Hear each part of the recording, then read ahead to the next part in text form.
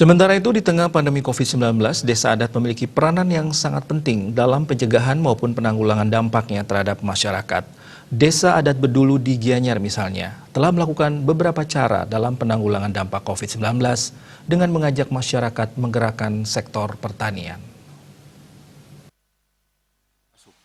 Desa Adat Bedulu Gusti Madengurah Serana menyampaikan dalam penanggulangan dampak COVID-19, pihaknya sudah melakukan berbagai upaya seperti pembagian sembako kepada masyarakat yang terdampak.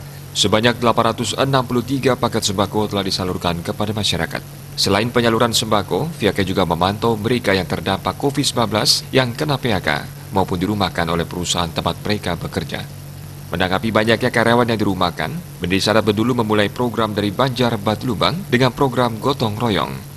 Dalam program ini, mereka diajak untuk bercocok tanam untuk menanam sayur-sayuran, kacang-kacangan, timun, dan lain sebagainya.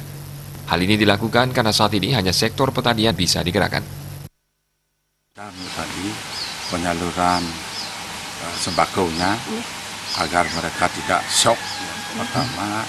Jadi, yang kedua, kita tetap memantau mereka, kegiatan mereka setiap hari, dan keadaan mereka di rumahnya setiap hari. Nah, kalau kita bisa bantu ya kita bantu.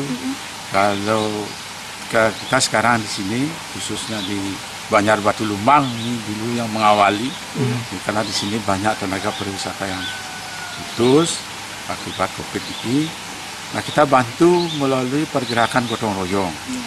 Jadi ada saluran yang seperti itu yang mampet itu, kita bantu, kita biayai, tapi mereka kita ajak kerjasama untuk sama-sama bergerak, sehingga mereka tidak merasa jenuh untuk tinggal di rumah, tidak stres untuk tinggal di rumah, tapi mereka punya aktivitas yang bermanfaat.